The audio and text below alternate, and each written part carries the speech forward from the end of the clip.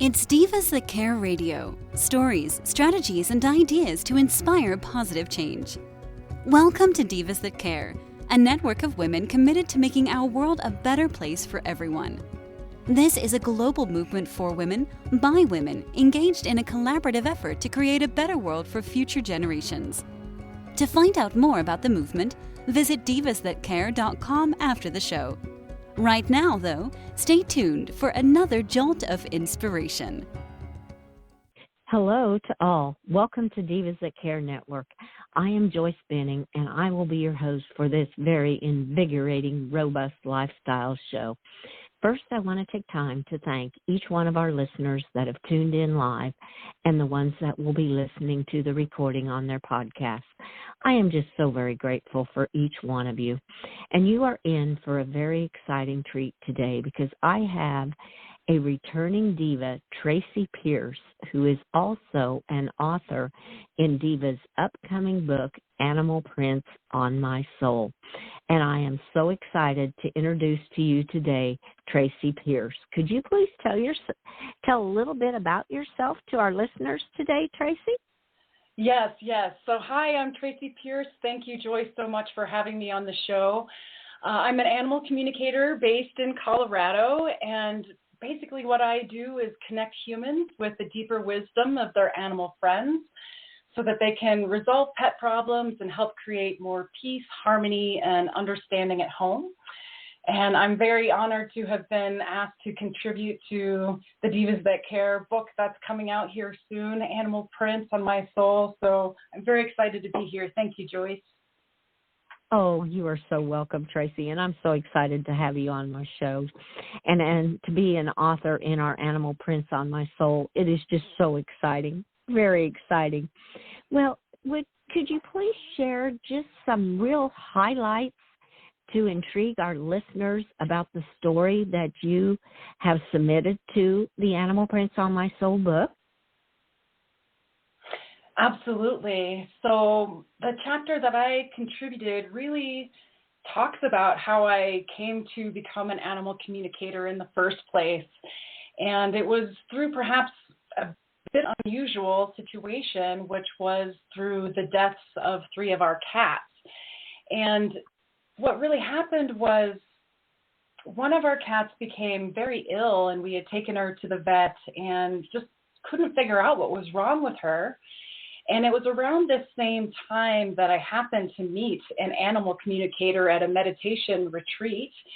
And, because we hadn't been able to figure out what was going on with our cat through the vet, we had to do some communication sessions with her.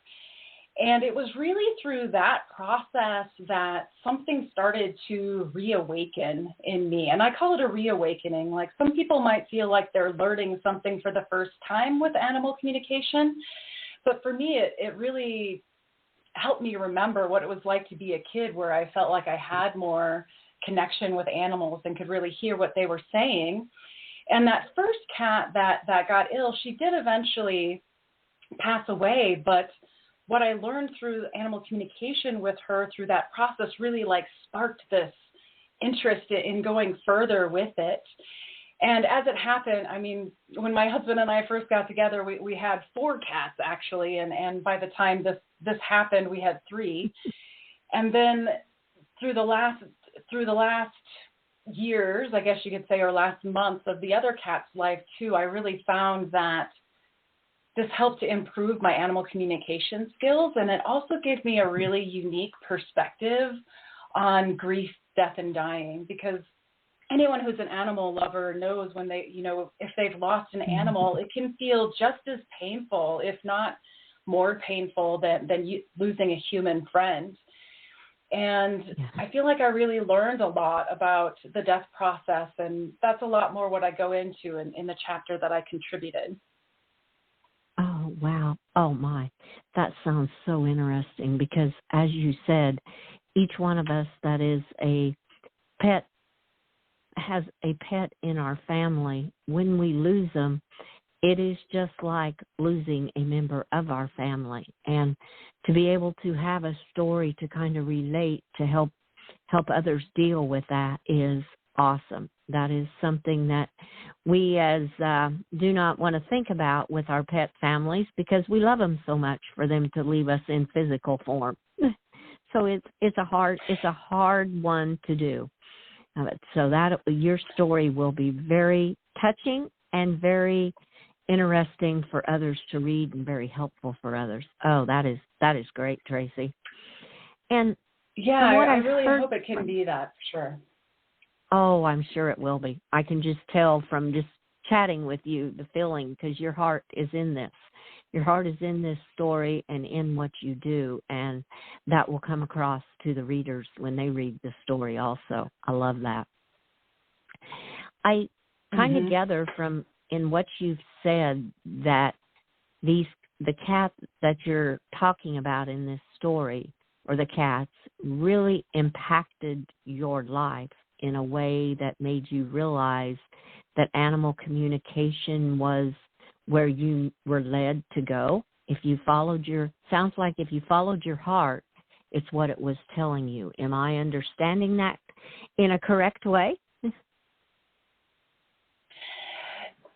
it's interesting because I really had never planned on becoming an animal communicator, and it was through that first cat in particular made me very interested to learn more. And it still, as this progressed, it wasn't until a few years later that the animals I was talking to were like, hey, you should offer this publicly. It really was just for my own learning to begin with. And, you know, to use my logical mind, there's no way I would have become an animal communicator. But I guess it was really the animals suggesting it and then looking in my heart and being like, okay, yes, this is a way that I can support animals in an even bigger way than I have in the past, and to be a part of that. Oh, yes. Oh, definitely, because you speak from the heart and you hear what the animals are saying and can help others with their animals. And it's a win-win because you help the animals along with helping the rest of their family that they are living in. Oh, what a rewarding feeling that must be when you know you have touched multiple lives in one session.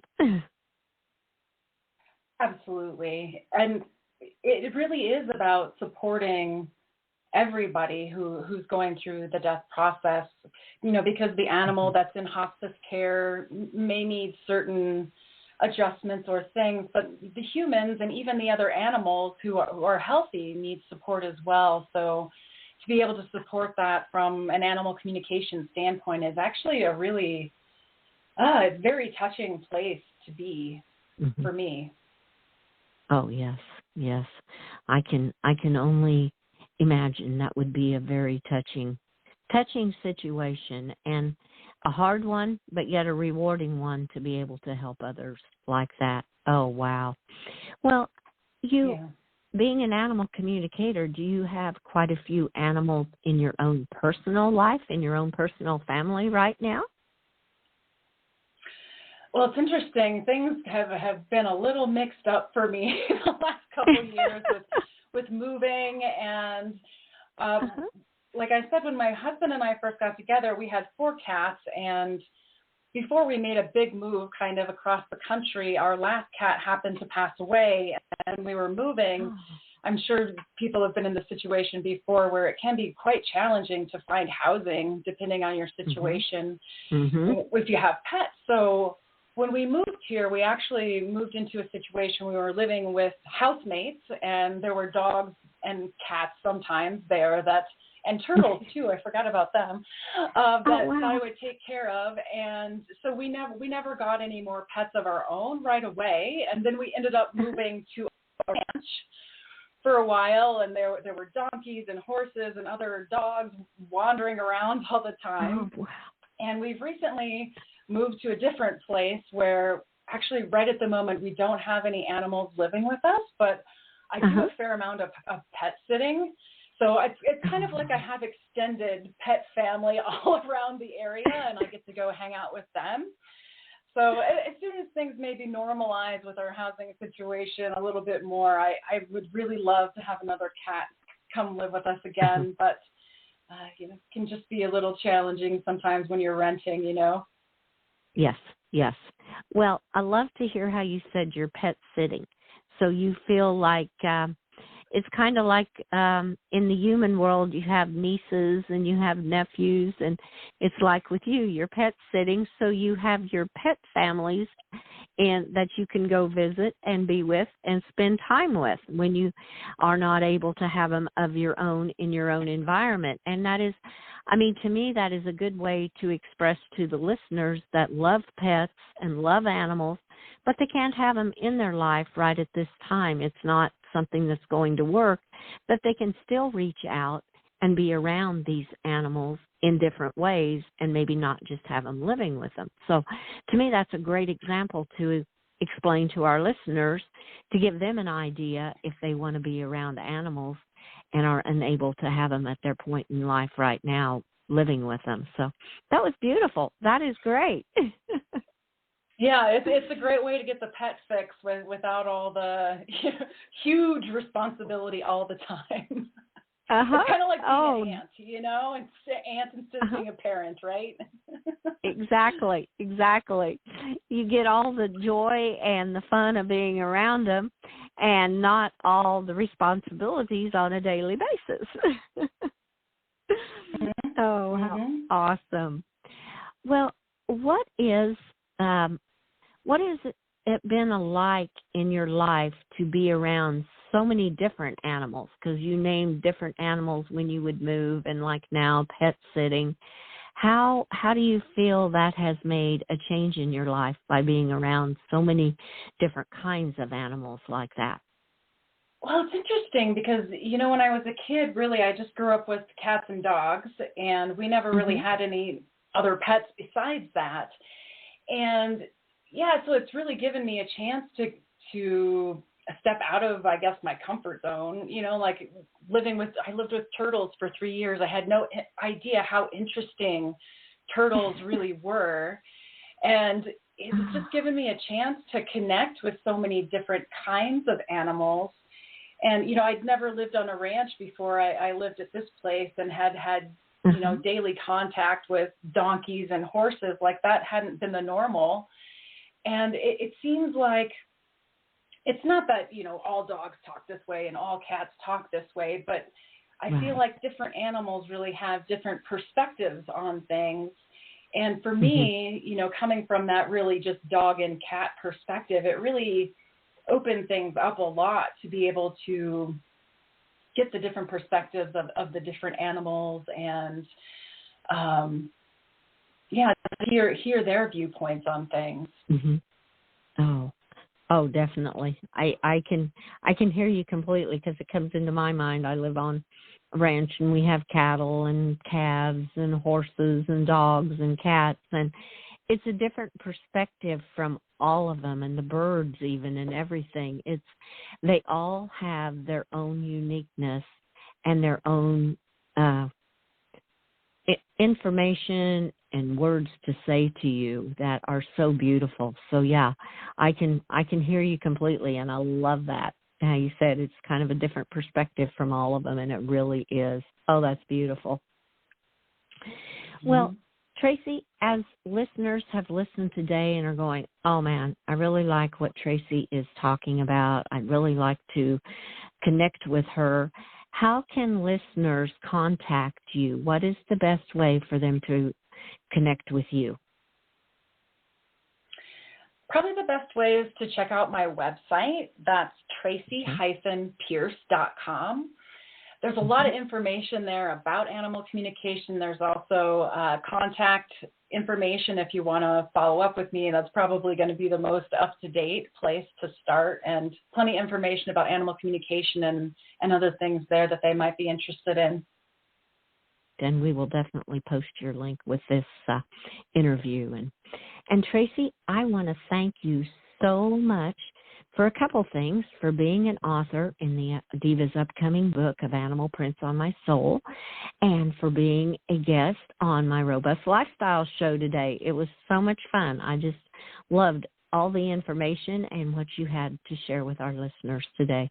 Thank you so much, Tracy. Yeah, thanks so much for having me, Joyce. You are so welcome. And I want to thank all of our listeners who have tuned into this interview with our amazing diva, whom is also an author in our upcoming book, Animal Prints on My Soul. And be sure and share this show with all your family and friends. Check out all the other hosts and their shows on divasthatcare.com. And have a fantastic day. Remember, be kind to all. And if you'd like to connect with Tracy, remember her website, which she gave in this podcast today. So give all your animals a great big extra hug. Share your love with them. And until we connect again on Robust Lifestyles, stay strong and healthy. Thanks for listening. This show was brought to you by Divas That Care. Connect with us on Facebook, on Instagram, and of course on divasthatcare.com, where you can subscribe to our newsletter so you don't miss a thing.